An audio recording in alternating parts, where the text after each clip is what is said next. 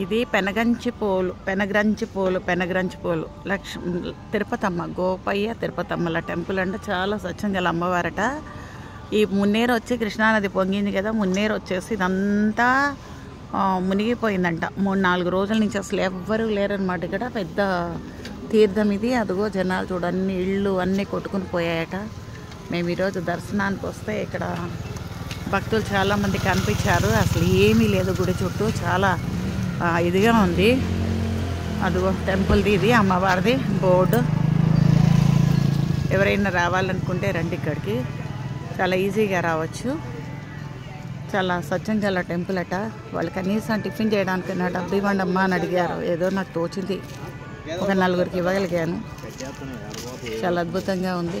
కానీ మొత్తం అంతా కొట్టుకుపోయిందంట. ఊర్లో అంతా ఆయన పోతరాజు అనమాట. అమ్మవారిని ఆపుతారా, అమ్మవారు ఉగ్రదేవత అంటే బలులు ఇస్తారనమాట. అది అమ్మవారికి చీరలు పెడతారు, గాజులు అవి. ఇదిగోండి ఇక్కడ కూడా ఎర్రని గాజులు చూస్తారు ఎంత చక్కగా ఉన్నాయో. ఎర్రని గాజులు అవి ఇవాళ పెట్టారట. అంతా కొట్టుకుపోయిందట. టెంపుల్ మాత్రం ఇది మెయిన్ టెంపుల్. దీని లోపల నుంచి అమ్మవారిని చూడడానికి వెళ్ళాలన్నమాట. చాలా బాగుంటుంది. అదిగో అది కనిపించదు, ఆ కృష్ణానది కనిపిస్తుంది చూడు, కృష్ణానది. దీన్ని మున్నేరు అంటారట. అదిగో మున్నేరు అంటారంట దాన్ని. అది పొంగుకొచ్చి గుడి లోపల కూడా నీళ్ళు వెళ్ళిపోయాట. వారం రోజుల నుంచి గుడిలో ఎవరు లేరట. ఇవాళే తీశారంట. అమ్మవారి అనుగ్రహంతో మాకు దర్శనం జరిగింది. దారిలో కూడా చాలా నీళ్లు వంతెనల మీద నుంచి పారుతూ ఉన్నాయి. రాగలనో లేదో అనుకున్నా తల్లి అనుగ్రహంతో వచ్చాను. మీరు ఎవరైనా దర్శనం చేసుకోవాలంటే చక్కగా చేసుకోండి. చాలా బాగుంది టెంపుల్.